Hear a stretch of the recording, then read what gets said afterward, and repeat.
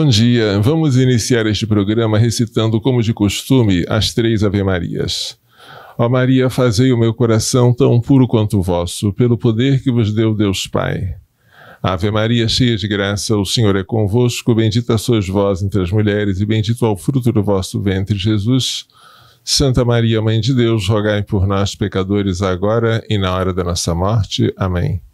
Pela sabedoria que vos deu Deus Filho, Ave Maria, cheia de graça, o Senhor é convosco, bendita sois vós entre as mulheres, e bendito é o fruto do vosso ventre, Jesus.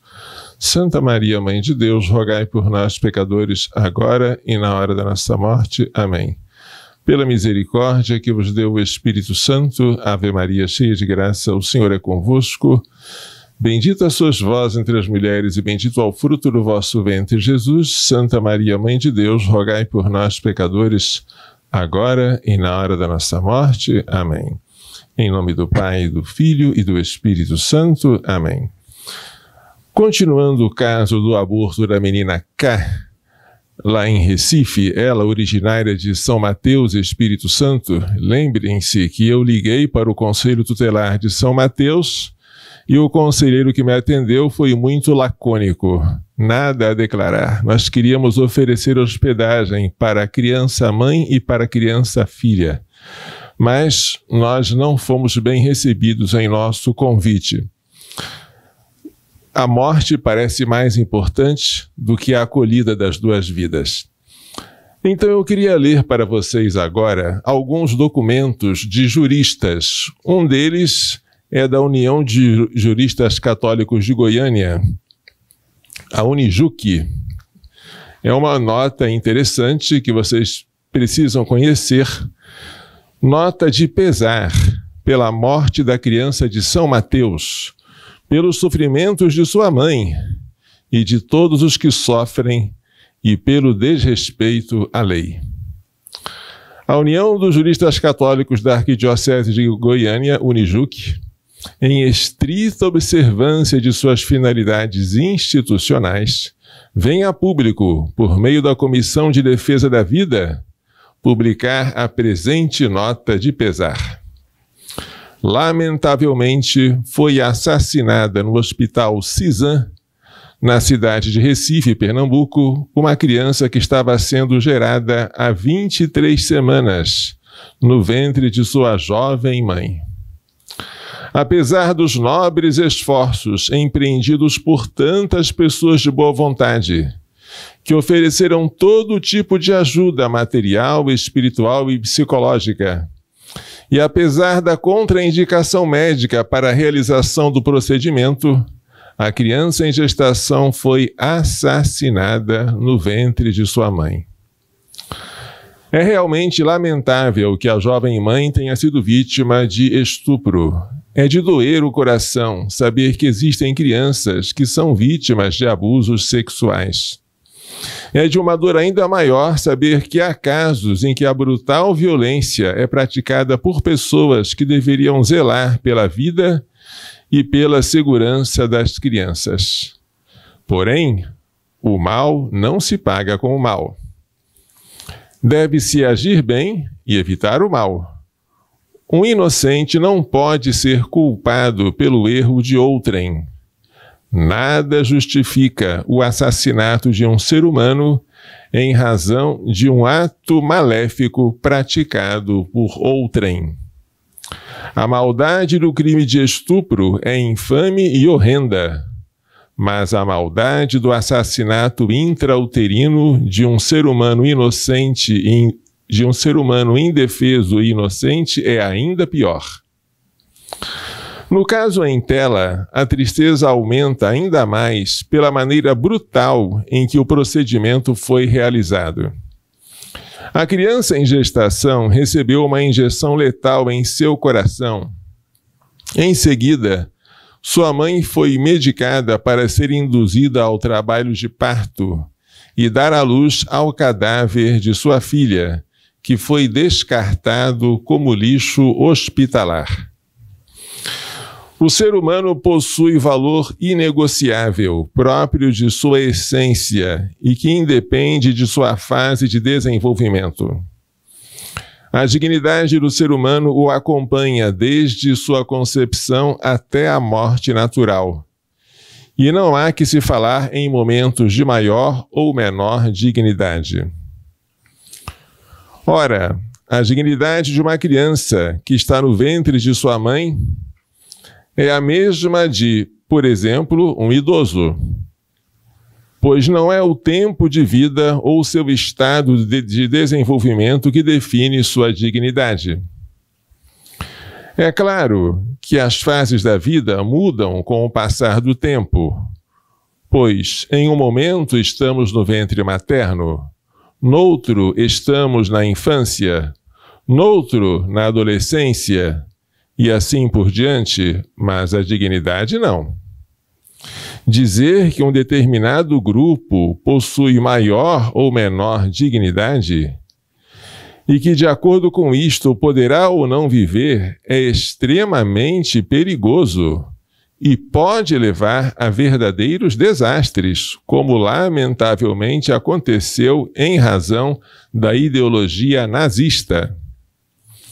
Saltam aos nossos olhos e nos entristece o fato de não ter sido seguida a orientação médica para a não realização do procedimento, e também o fato da indefesa criança assassinada não ter sido defendida pelos órgãos que possuem o dever de proteger os indefesos.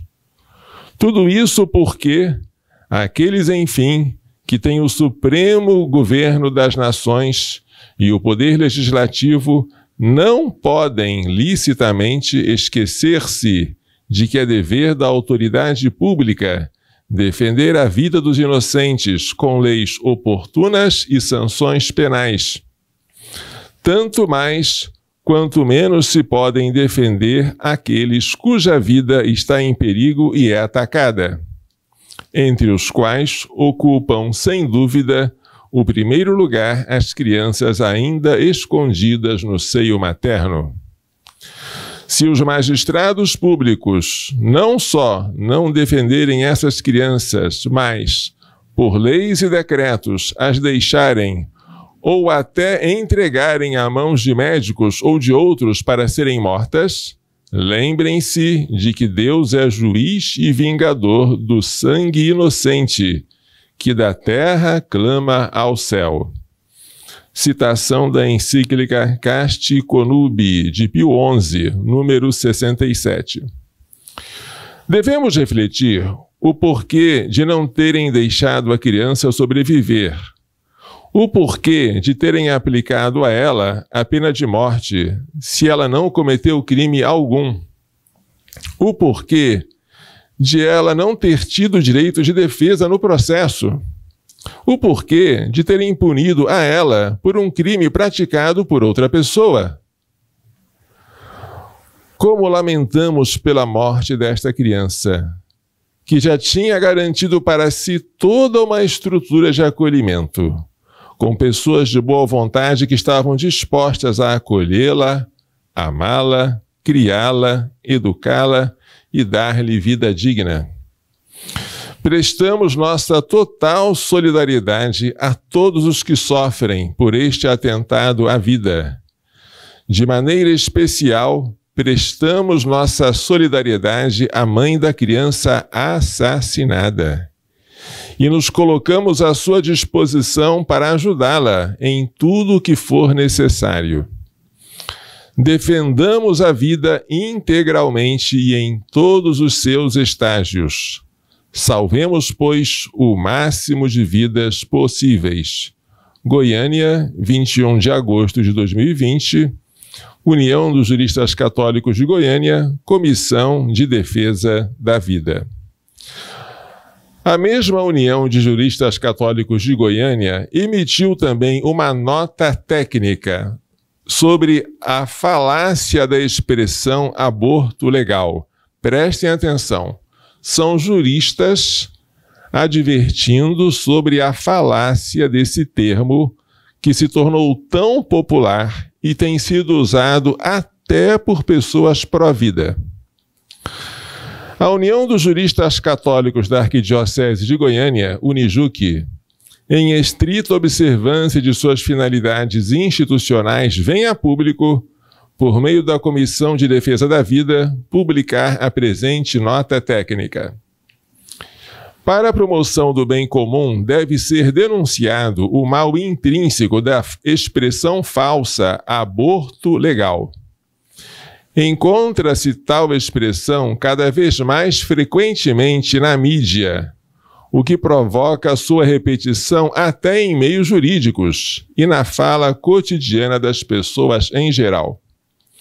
No entanto, o aborto diretamente provocado, seja como fim, seja como meio, seja como fim em si, é sempre um crime.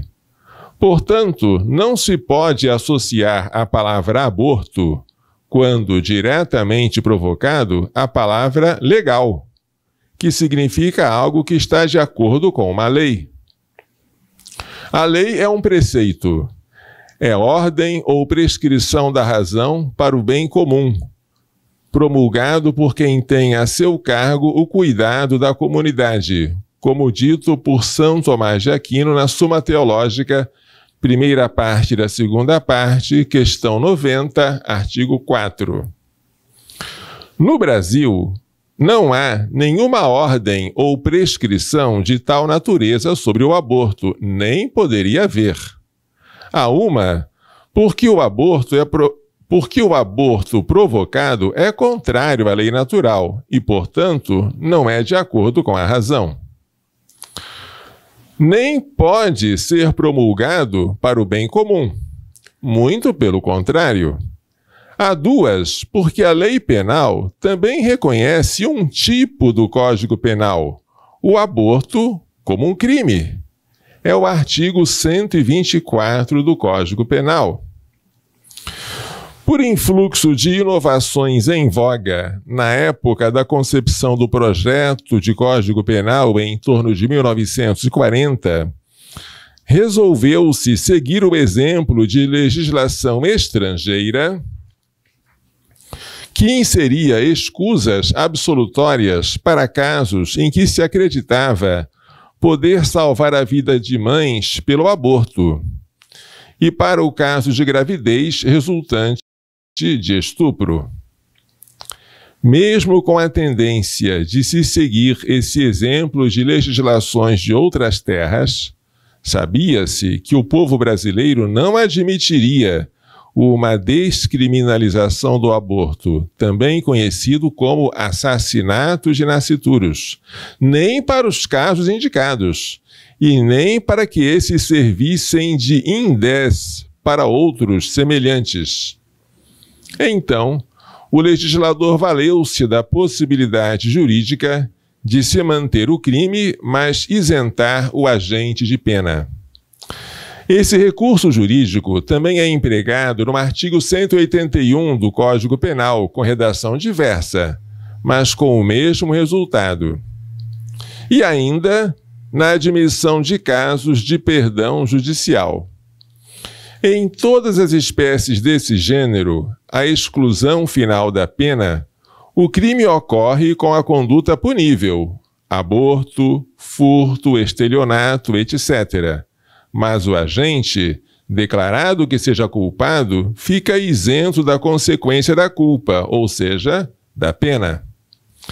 Daí a se conjecturar que as hipóteses dos incisos do artigo 128 do Código Penal sejam casos de legalidade do aborto diretamente provocado, há um salto que a razão não admite, pois negaria todo o direito.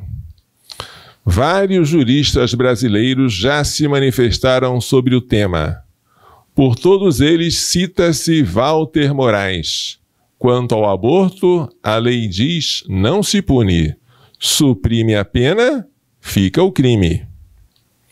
Portanto, é triplo o salto que pretendem os juristas, que sustentam que para o caso do artigo 128 seja de aborto legal. Passam de crime para o mero ilícito, de ilícito para lícito e, finalmente, de lícito para o lícito desejado pelo Estado. A ementa do julgamento da DPF 54 revela que o Supremo Tribunal Federal declara o artigo 128 do Código Penal como tipo penal e não como excludente de ilicitude. Veja-se, é a ementa do julgamento que, lamentavelmente, declarou que o aborto de crianças anencéfalas não se incluía no tipo penal do aborto. Feto anencéfalo, interrupção da gravidez, mulher, liberdade sexual e reprodutiva, saúde, dignidade, autodeterminação, direitos fundamentais, crime, inexistência. Mostra-se inconstitucional interpretação de a interrupção da gravidez de feto anencéfalo ser conduta tipificada nos artigos 124, 126 e 128, incisos 1 e 2 do Código Penal. Até, portanto, nesse caso em que o Supremo deu essa desastrosa decisão, declarando ser atípico o aborto de anencéfalos, ele disse que os casos do artigo 128 são tipos penais. Não são excludentes de ilicitude, são tipos penais. Portanto, não se encontra aí menção à legalidade do aborto nos casos de aborto necessário, entre aspas, nem do aborto de gravidez resultante de estupro. E não poderia ser diferente, pois, para que o aborto em caso de estupro não fosse um ilícito, assim como o aborto dito necessário, seria preciso revogar todas as leis que protegem a vida humana, sobretudo as que protegem o nascituro. Portanto, o aborto diretamente provocado nunca é legal. É sempre um crime, mesmo no caso em que for isento de pena por força da lei positiva. Goiânia, 21 de agosto de 2020, União dos Juristas Católicos de Goiânia, Comissão de Defesa da Vida. Então, esta nota aqui fala sobre a falácia da expressão aborto legal, que nós nunca devemos usar e muito menos pôr em prática. O que foi feito em Recife foi um crime de aborto. Se este crime tem ou não tem aplicação da pena ao criminoso, é uma coisa que se deve verificar de acordo com a instauração de um inquérito policial. O médico foi um criminoso. O ato foi um crime. Vejamos agora se há alguma cláusula no Código Penal que isente o criminoso da aplicação da pena. Infelizmente, o criminoso está sendo venerado como um herói. O ato, que foi um crime, está sendo declarado um ato de virtude. E não está sendo feita nenhuma investigação criminal, ética, profissional contra aquele que cometeu tal crime e contra os que foram responsáveis, coautores ou partícipes na efetivação do crime, na prática do crime. Tudo isso é muito, muito preocupante, porque quando você não investiga um criminoso e o deixa impune, você faz com que ele se sinta mais ousado para praticar crimes piores. Lembre-se que em 2009, no mesmo hospital, o mesmo médico havia feito um aborto em uma menina de 9 anos, grávida de gêmeos. Como não houve investigação, e se houvesse, esse médico iria para a cadeia, uma vez que não se aplicavam os casos da escusa absolutória, pois o aborto havia sido feito sem o consentimento do pai biológico da mãe, do pai biológico da gestante. Como não houve investigação, esse médico, 10 anos depois, resolveu repetir a dose matando uma criancinha de 23 semanas com injeção de cloreto de potássio no coração, para depois expulsar o cadáver por meio de misoprostol, o que é uma coisa de sangue frio horrível. E eu pergunto a você que está me ouvindo, o que é mais monstruoso, o estupro ou o aborto? Eu pergunto a você que está me ouvindo, o que é mais monstruoso, o abuso sexual daquela menina, que sofreu tanto nas mãos dos familiares, ou o abuso da menina no ventre daquela menina, que sem capacidade de defesa, sofreu um assassinato a sangue frio, com uma injeção no seu coração, para que ela morresse, e seu cadáver fosse expulso e jogado numa lata de lixo, sem direito a um nome, sem direito a registro civil, e para nós, católicos, sem direito a um batismo? Que isso, meu Jesus? E há ainda quem esteja festejando o autor deste crime. Tudo começou quando, em 1998, o ministro José Serra, na época ministro da Saúde do presidente Fernando Henrique Cardoso, editou este documento de triste memória, a norma técnica Prevenção e Tratamento dos Agravos resultantes da violência sexual contra crianças e adolescentes. Esta norma técnica era um desejo, um meio de burlar o Congresso Nacional, que não conseguia jamais aprovar o aborto em caso de estupro. Então resolveram fazer com que o ministro da Saúde, no caso José Serra, assinasse esta norma técnica instruindo os hospitais de toda a rede pública a fazer o aborto quando a gravidez resultasse de um estupro e a mãe assim o desejasse. A norma é horrenda, porque ela tem detalhes explicando como se mata o neném em cada fase da gestação. Quando a criança foi recém-concebida, mata-se pelos microabortivos, como o protocolo de USP, conhecido como pílula do dia seguinte, ou então como DIU. Quando a criança tem mais alguns dias ou semanas de vida, mata-se por meio da aspiração, sucção, ou pelo esquartejamento, curetagem. Se a criança é ainda maior, mas ainda não completou 5 meses, mata-se expulsando-a do útero materno com misoprostol e deixando-a morrer amíngua, depois que ela respira e chora. Depois de 5 meses, a norma recomenda não fazer aborto, mas encaminhar a criança para adoção. Essa norma aqui, até ela, por horrenda que seja, diz que o aborto não deveria ser praticado acima de 5 meses. No caso da menina K, a criança já tinha mais de 5, tinha 23 semanas, e mesmo assim arranjaram um jeito de fazer o aborto nela. Para quê? Para instrumentalizar a mãe e a filhinha, a fim de promover no Brasil a causa abortista. Esta norma de 98 foi piorada na época Lula, no governo do nosso antigo presidente Luiz Inácio da Silva. Em 2005, houve uma piora, né, desta norma técnica.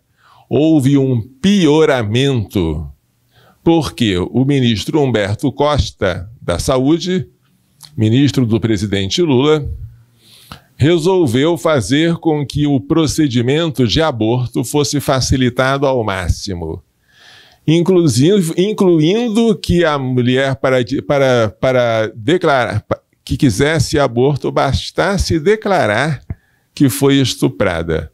Esta norma aqui, na sua primeira edição, exigia um simples BO. BO não prova nada. O boletim de ocorrência, você lavra numa delegacia e o escrivão escreve o que você falar. Não é prova de coisa nenhuma. Esta aqui, a mesma norma editada pelo Humberto Costa, dispensou até a exigência do BO. A mulher falou que foi estuprada, vamos abortar a criança. Olha o ridículo. O mesmo ministro Humberto Costa também editou em 2005 esta outra norma técnica horrenda, a norma técnica de atenção humanizada ao abortamento, que nada mais é do que um estímulo às gestantes para que pratiquem o aborto e uma ameaça falsa aos médicos, um blefe, de que se eles denunciarem quem fez o aborto, eles serão punidos penalmente, eticamente e profissionalmente e civilmente.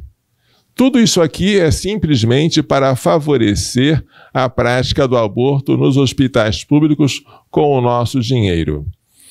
Ora, mas se o aborto é crime, como pode o Estado atribuir-se a tarefas de praticá-lo? Com ou sem pena, o aborto é crime, e crime não se regulamenta, crime se proíbe.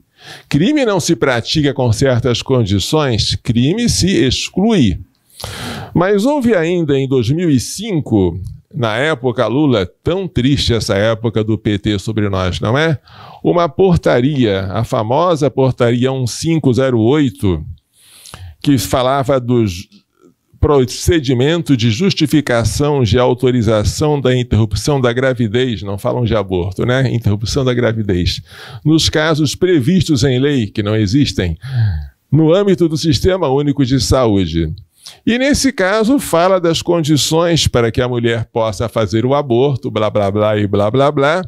E no final, se a mulher estiver querendo inventar um estupro que não houve, e estiver sem inspiração, não é piada não, embora pareça. Há aqui um formulário para a mulher preencher os campos em branco, para que ela possa, se quiser, simular a sua violência que não aconteceu.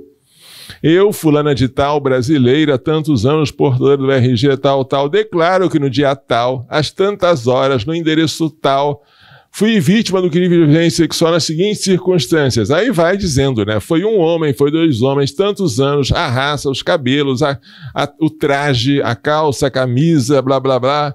E... Parece piada. A mulher não precisa registrar na delegacia o BO e diante do hospital já há um formuláriozinho para ela preencher se ela estiver com falta de inspiração. Ou seja, abriram-se as portas para a falsificação do estupro e do aborto em série, como tanto sempre desejou o nosso governo petista. Agora, em agosto de 2020, houve com grande alarde a publicação de uma portaria 2282, que foi muito festejada, está sendo festejada pelos pró-vida, como sendo uma grande vitória. Mas eu lendo essa portaria com sinceridade, eu não vi grandes coisas a serem comemoradas. A portaria continua com o formulário da portaria anterior de falsificação de estupros, com aqueles campos em branco para a mulher preencher se não tiver inspiração para inventar a sua própria história. A portaria ainda chama o aborto de um direito. E a portaria tem um nome horrível de procedimento de justificação e autorização da interrupção da gravidez nos casos previstos em lei. No âmbito do SUS. Bem, se você pode falar de alguma coisa melhor nesta portaria, ou menos má, é a obrigação de notificar o crime à autoridade policial. Por que ele tem que ser notificado? Porque agora o estupro é sempre crime de ação penal pública incondicionada. Antigamente, o estupro precisava da vontade da vítima para que o Estado instaurasse o processo penal. Agora não. Agora, se o Estado soube que houve um crime de estupro, isso foi por força de uma lei. Agora, se o Estado é obrigado, não precisa perguntar à vítima se ela está com vontade ou não de instaurar o processo penal contra o estuprador. Então, a novidade que nós temos é a aplicação da Lei Federal 12.652, perdão, aquilo que nós temos aqui é uma aplicação da Lei 12.105 de 2009, que tipificaram os crimes de estupro e estupro de vulnerável como